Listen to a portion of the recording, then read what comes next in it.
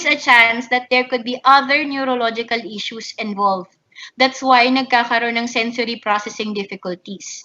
So more common yung causes would be mild brain damage, premature birth, or lack of sensory exposure, and other environmental factors. Okay, so mild brain damage, that's, you know already that there's damage in the brain, or may certain parts of the brain na hindi nagagawa yung function nila. So talagang magkakaroon siya ng problem in terms of processing. Premature birth naman kasi, usually, di ba, parang ang tagal nilang nasa loob ng incubator. So, pag nandun sila, they lack sensory stimulation. So, madi-disrupt yung development ng process ng sensory integration, or madi-disrupt yung pag-develop ng sensory development. Lack of exposure. So, ito na yon, related sa kids with premature yung birth. Environmental factors. Again, later on we'll discuss this. Lalo na now, no, na pandemic, very limited ang physical activity ng mga bata. So, it will affect their development of their systems. It can also be linked to diagnoses such as ASD. ASD is Autism Spectrum Disorder, ADD or Attention Deficit Disorder, ADHD or Attention Deficit Hyperactivity Disorder. So those are the common diagnosis na minsan may makaka-observe ka ng sensory processing disorder din sa bata. A child can have a primary diagnosis of autism or ADHD, and they have a secondary diagnosis of SPD. So that's possible. Also, ang isa pang tanong, do more boys suffer from sensory difficulties than girls? What do you think? So dito, yan, oo. But again, share ko lang po sa clinic. For example, if I have a kid, 10 kids in a day, no? For example, most of the time, ang babae doon, 2 lang. Okay? Or, minsan nga, wala pa pong girl eh. Puro boys. So, it's really true na mas madaming boys ang nadadiagnose not only with SPD or sensory processing disorder, but also with ADHD, also with ASD. Okay? So, marami po yung boys. But, pag sa SPD naman po kasi minsan, boys are really talagang, they are very active in nature. Kumbaga, parang, sila yung maliksi, malikot, ganyan. So, minsan, yung behavior na to can be mistaken for sensory difficulty. Okay? But again, you have to take into consideration kung na-affect niya na yung performance niya sa school, for example, yung teacher nagrereklamo na hindi niya kayang paupuin, hindi siya mapakali, or na-affect na even the learning kasi hindi na siya nakaka-cope sa klase, sa lessons, because mas into craving siya ng input, then that becomes an issue already. Okay? But if your child, for example, is malikot, pero nakaka-cope naman sa school, then, at saka in terms of duration or yung intensity, hindi naman ganun kagrabe, then, possible din na it's just like, parang, nagiging boys lang talaga sila. Okay? And for some kids naman, for some kids who are girls, diba? Parang, girls kasi, they are like, yung behavior nila na na-attribute sa kanila, they are mild, they are meek, they are shy.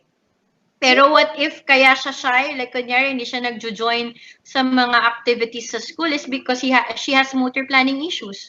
'Di ba? Na baka kaya hindi siya nagjo-join sa PE or like hindi siya active because aware siya na mahihirapan siya. That's why she tends to avoid. Pero hindi siya na-diagnose because girls are, they're parang that behavior is attributed to them eh. So it can be because of that, okay? That can be because of that factor.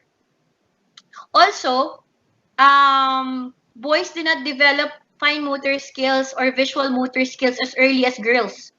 Okay? So kaya pag sa school, mapapansin niyo ng mga teachers, mas ahead in terms of fine motor and visual motor yung mga babae. Okay? And then late ang boys. That's I think something parang expected talaga.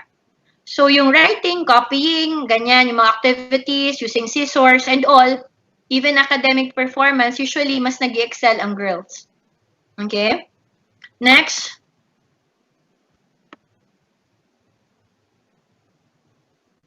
Okay, makita.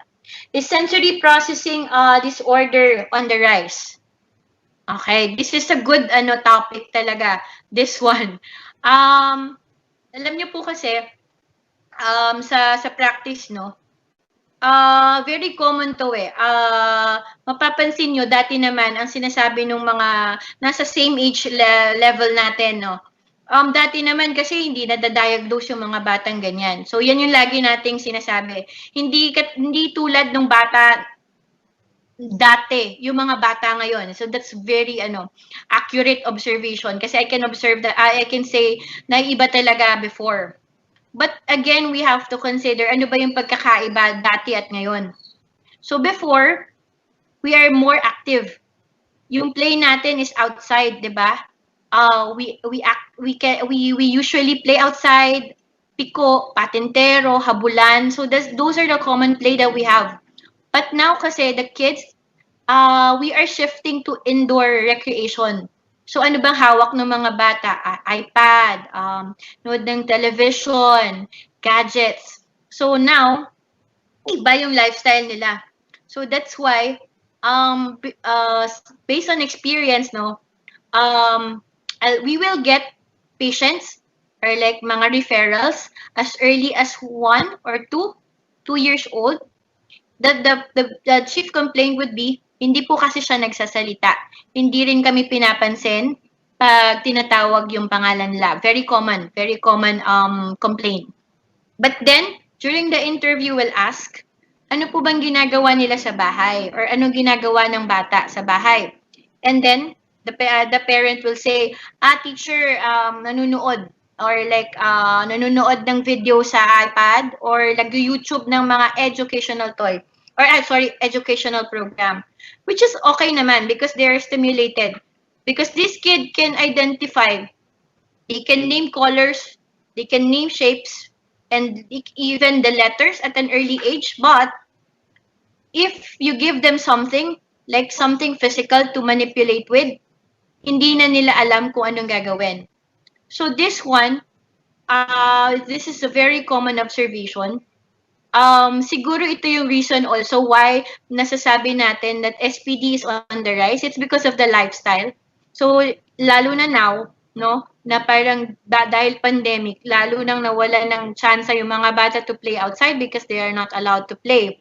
So hindi na sila nakakapunta ng playground, hindi unless yon may space kayo sa bahay to play or like may mini garden. That's good, but most of the time kasi wala. It's just like yung space na meron tayo sa bahay, minsan hindi pa ganun kalaki yung space na pwede nilang paglaruan. So that's the reason why hindi nakukuha ng bata yung input na kailangan ng body nila. So the problems na makikita nyo, mostly mga sensory processing issues. So that's why, yun yung reason why parang mas nag-i-increase yung referral for kids with SPD. Okay. Next, can you see an SPD sign in an infant?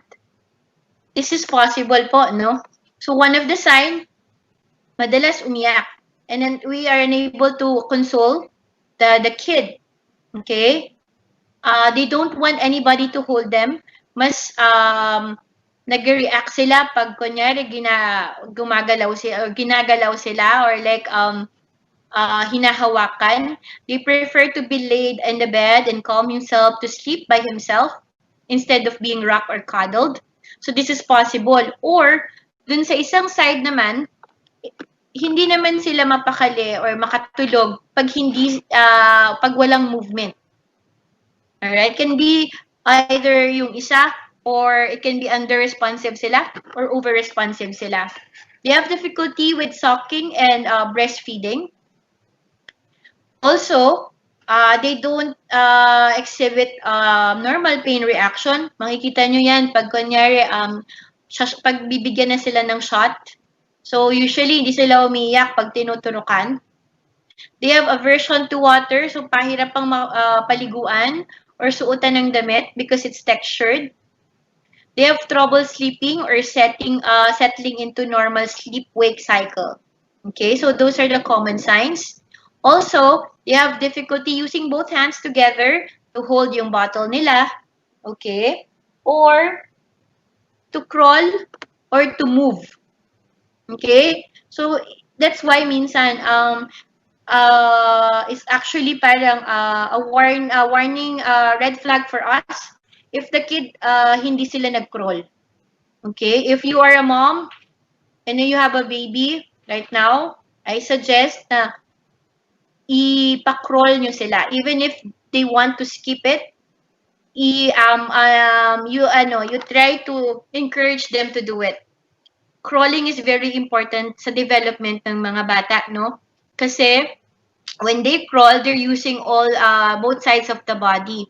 So you get to target already bilateral coordination, you get to target motor planning, you get to target when they're crawling, yung shoulder stability, trunk stability, a lot of motor skills are being developed. So, ibig sabihin nun, pag na-skip nila yung crawling, ang daming mga development na na-skip nyo din. So, it's not something na dapat nating ika-happy kasi some parents are very proud na hindi na yan nag-crawl. Lumakad na lang yan, tumayo na siya agad. So, that's something na actually alarming na hindi siya nag-crawl because for sure, maraming motor issues na kailangang i-address because of that, na he missed that milestone, I mean. Okay, so going back, is there a cure for SPD? So with SPD kasi, what you can do is to provide the nervous system with experiences that aid in healthy integration. Okay, so if there's a cure, like something na pag ginawa mo, hindi na magiging issue siya eventually, then there's none. Okay po? Kasi based on experience also, for a time, kunyari may kid kami, nag-therapy na siya, okay na yung system nila for a time. But then again, they're growing. And I told you already also sa simula, the sensory processing develops over time until adulthood, no? So that's why you cannot say na okay na siya. If a kid has a sensory processing issue, then you have to provide sensory diet on a regular basis. It doesn't mean na okay na siya all throughout. Okay? Kasi based on experience also, for a time they will be okay, but since they're growing, their sensory input or the sensory needs changes also. So, kumbaga, kung dati enough na sa kanya yung gantong input, after some time, hindi na. Mas kailangan niya ng mas marami. So, you have to provide more activities, more heavy work, more inputs para ma-satisfy siya at maging organized yung body niya. So, take note that as an OT, we do not simply treat the sensory issues, but rather we focus more on the occupational deficits. So again, it's like when the kid has difficulty writing, for example, in school, we have to know what causes it. Okay? Kung ano ba yung factors or underlying reason why this kid is having difficulty writing. Baka naman he has motor planning issues. or this kid has vestibular or proprioceptive issues as well. So we're going to address two systems, and then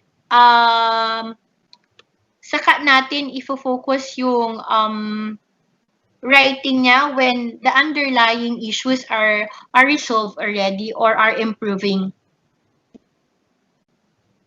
Does SPD impacts engagement in play? Yes, yung sagot po dito is like napakalaking yes, no? Kasi play is very dynamic.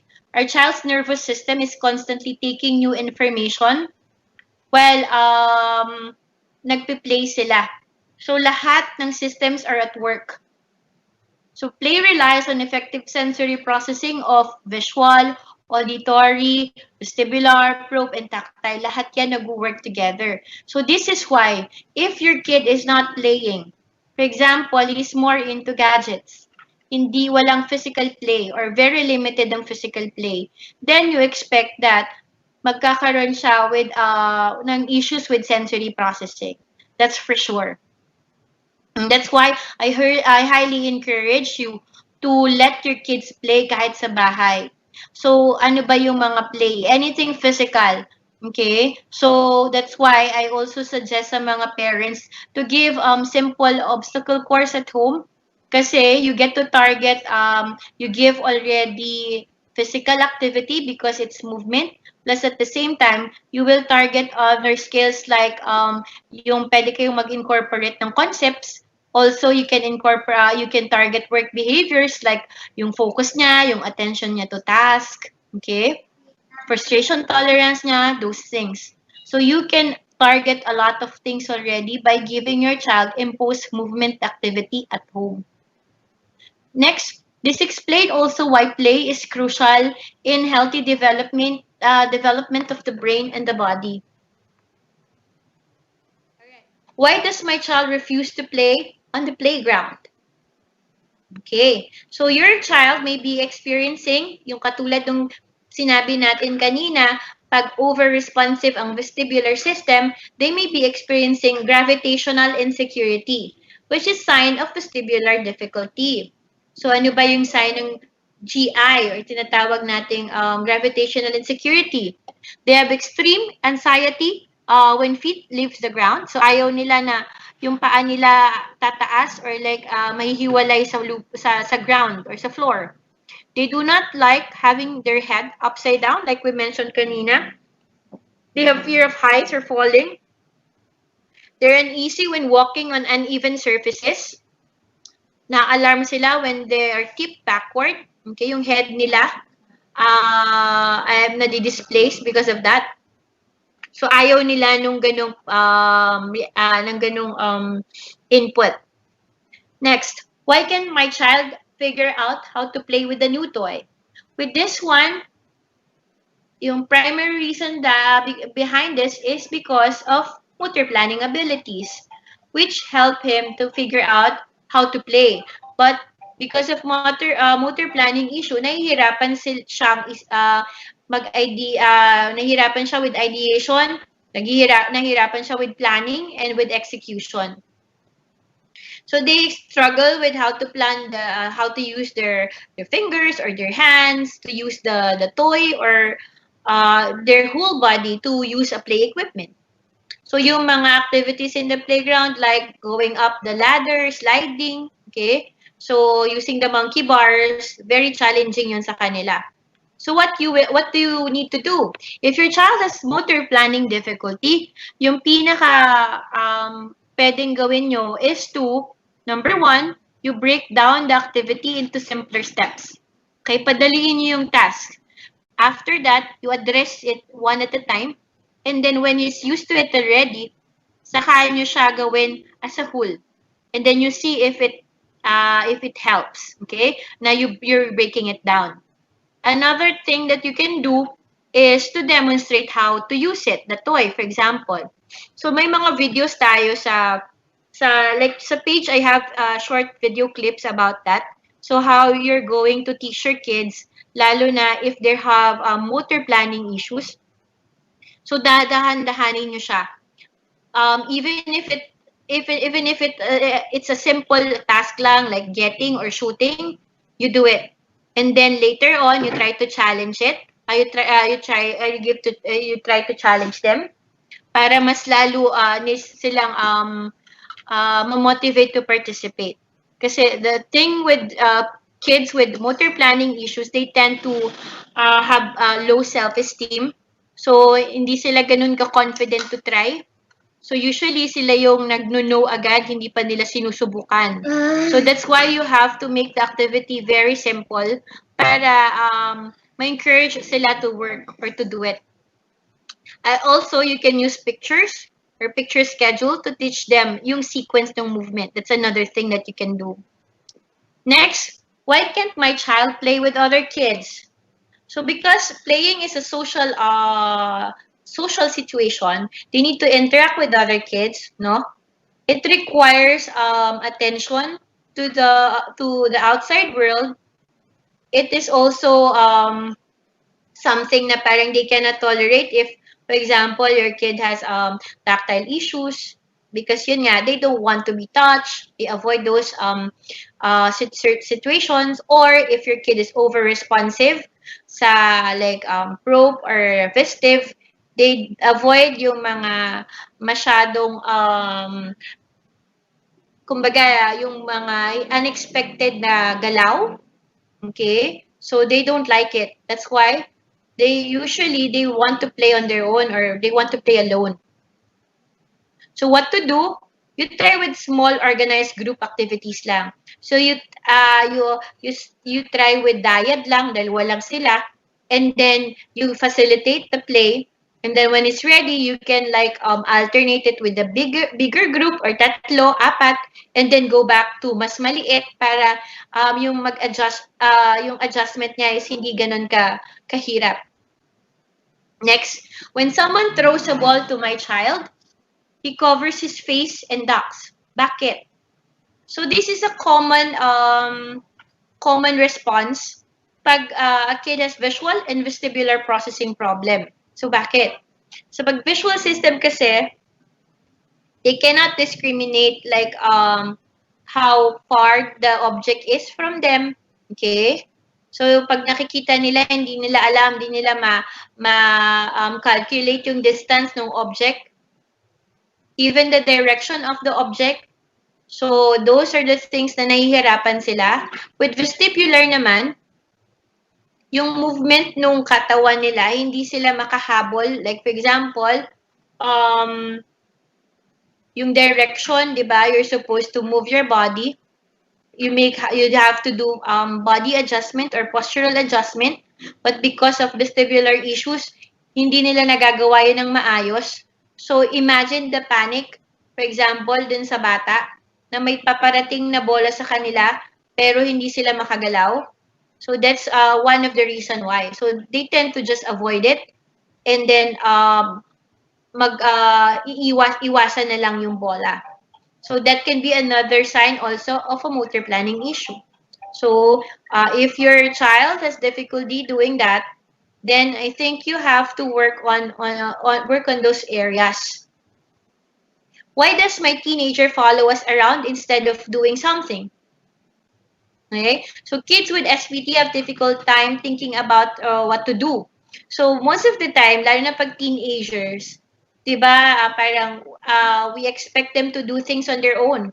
But since they have difficulty planning, they have difficulty executing, they have difficulty organizing, they tend to avoid those situations. Kaya, susunod na lang sila whatever others are doing.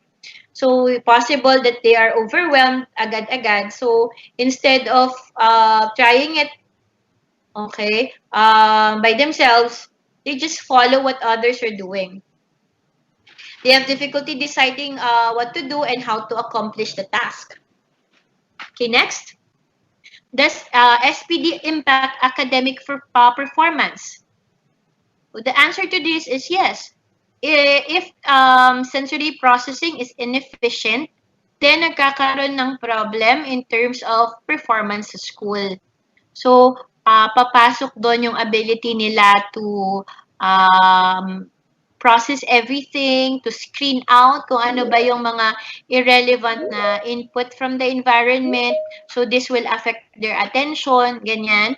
It will also affect yung performance nila in terms of yung fine motor, gross motor. So those are all the things required to school. But if they're having a hard time processing input, and those are the things na mahihirapan sila to perform. If my child is a slow reader, could this be linked to SPD?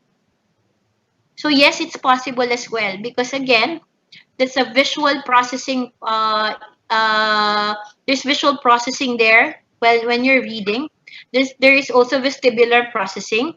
So if these two, if the two systems are problematic, then possible na mahirapan sila to read. So the things that they na ma-observe mo sa kanila, they have difficulty with eye movement. Okay? So kung kunyari nagbabasa sila, instead of yung eyes nila yung gumagalaw, yung head nila gumagalaw din. Okay? That's one of the thing na siguro na one of the things na ma-observe nyo sa kanila. Okay? Also, hindi sila makafocus pag madaming distractions. Like when they're copying from the board, hindi sila makafocus dan kung kunyari magka-copy sila, pagbalik nila nung eyes nila sa board, tapos titingin sila sa paper, hindi na nila alam kung saan sila nag-stop. So that's another thing. That's why it takes a while for them to do mga PowerPoint copying because the eye-hand coordination is poor. So those are the things that you can observe. If my child is a slow reader, could this be linked to SPD? It's the same thing. Okay? So, like what I've said kanina, they move their head while reading, they skip phrases, poor yung comprehension. Okay, those are the things. Are problems with handwriting a sign of SPD? Can be also, because again, it's visual motor. A lot is required when you're writing, diba? He needs to be able to sit upright. But if you have problem with vestibular and proprioception, mahihirapan sila to sustain the position for a long time. So sila madalas mag-slouch or yung katawan nila halos nandun na sa table pag nakikita nyo sa classroom. So hindi nila matagalan na mag-sit upright. Okay? Or some kids, what they do to compensate for it, kasi yung body nila hindi kayang i-sustain yung position, they tend to move a lot. So restless sila sa upuan nila or tatayo na lang sila because of that. So that's how they cope minsan. So you try to see as a teacher also, why is he standing up? Why does he keep on moving? Is it because he's craving for it? Or because nahihirapan siya to sit down? And kaya ang nangyayari, tatayo na lang siya to compensate. So you check those things kasi ma-observe yan commonly sa classroom. If your child displays difficulties with other fine motor tasks, okay, yung hands nila mahina, okay, hindi nila mag-grade ng maayos yung paghawak sa pencil, usually light yung marks nila, so that's the signs na makikita nyo pag nagsusulat. If he has difficulty copying yung mga patterns and shapes, it can be one of the signs of visual motor integration problem. Okay. Do sensory processing affect child's social skills? I already mentioned this kanina po, no? So pag social skills yung pinag-uusapan natin because yung situation na to is very hindi sila in control, unexpected yung ibang situation or like mga pangyayari, they avoid it. Next. Why does my child runs in circles during recess rather than play with friends? So your child may have possible kasi to na parang ang tagal-tagal na nakaupo tapos pag pag recess or break, yun lang yung time nila to get the input that they need. So talagang hindi sila titigil hanggat hindi sila nasa-satisfy or nakikrave yung satisfy yung craving nila. So that's why minsan sobrang likot pag recess. Because lalo na yung mga bata na they're very conforming. So sa loob ng classroom, tatry talaga nila to sit still. Even if yung body nila is like, hindi na, alam mo yun, parang nag-crave for inputs, pero tinatatry nilang i-control. So paglabas nila during recess, that's their time na parang regroup yung sarili nila para masatisfy yung need nila for certain inputs. Or hindi siya nagjo-join sa classmates during recess, can be possible also na may motor planning issues siya or motor difficulties. Kaya instead of joining them, they tend to play the way they want. Okay? So, kumbaga lalayo sila. They run in circles because it's the easiest play na kaya nila. And then it's their way to escape from the social situation or from their classmates. Also, you may not be comfortable joining a group of people or group of kids. Possible siguro na may tactile issue siya. So that's another thing. Is purposely running or bumping into other sign SPD. Okay, if a kid runs or bumps into children, possible na is seeking the input. Okay, he could be running into other kids purpose to seek the input. But for some kids kasi, di ba, parang pag sila yung natamaan, they will react negatively because they will think it's something na parang sinadya. But for some kids, they do it like it's their play or like it's something that they want doing because it's satisfying. Okay? So that after this lecture, I think yung sa mga teacher paisip kayo ano ba yung bakit ba niya pinapakita yung gantong behavior? Is it because of a sensory processing issue or is it because of a behavior issue? So medyo mapapaisip tayo, but again you have to consider other situations. Hindi tayo pwedeng mag-base sa isang pagkakataon lamang Even in the in practice as an OT, we don't use one situation as a basis to say na ay ito yung problem niya. It takes time for us to recognize if it's a vestibular or is it a probe system or is it a tactile system that is having an issue. Kasi most of the time pala, it's like magugulat ka na lang, it's almost all the systems. Okay? Next. Isn't it hard to separate behavior from sensory processing? Okay, this is the one that I mentioned kanina. It is hard to separate the two, that's true. Because a healthy sensory system is the foundation for a productive behavior. Okay? But then again, there are certain situations na it's like more of behavior than sensory processing. As an OT kasi, you get to see it mas mabilis because that's what we do.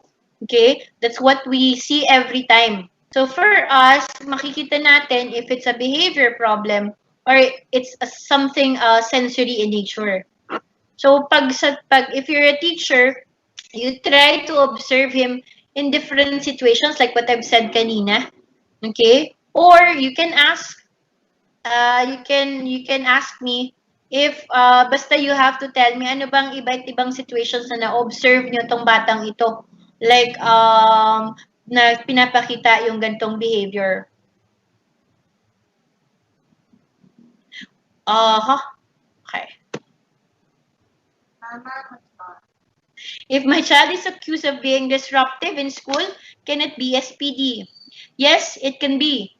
SPD can be manifested yun as difficulties in sitting, okay, sitting still, or madalas na huhulog sa chair, throwing tantrums, hirap mag-transition, takbo ng takbo. Okay, so those disruptive behaviors usually can be because of a sensory processing problem. Okay, and then they may be disruptive non-cooperative, they can be impulsive, hindi nakikinig, okay, and unwilling to work or to cooperate. So those are the signs.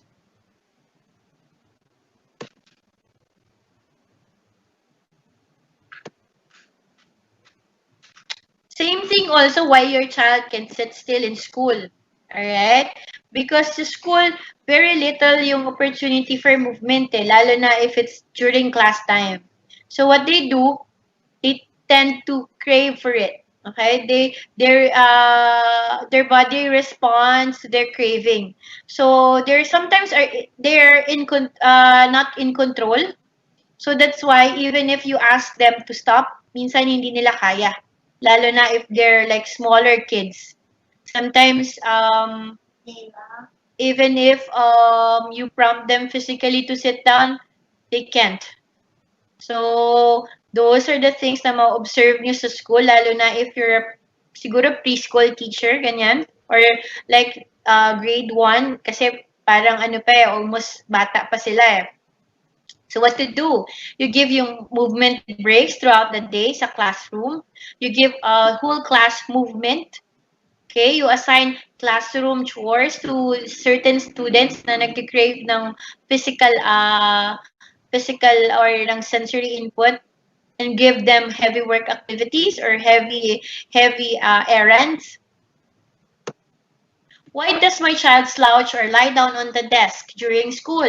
Again, I mentioned it already. Can be possible na proprioception or vestibular issues. Possible na low yung muscle tone niya. He has difficulty with postural control. So, proprioceptive processing difficulties will be, ito yung pinaka may isip natin reason for that. So, ano yung gagawin natin if ganito yung issue? You can provide a small visual reminder or a small picture. Pwedeng idikit sa chair niya, sa desk, para to remind them to keep to stay upright every time. That can be something that you can do. Then you provide a physical endurance program or physical activities at home for the parents para ma-develop yung yung specific skills na nahihirapan siya or required for him to be able to sit upright. Okay, so generally that's it. We ended at 5:14.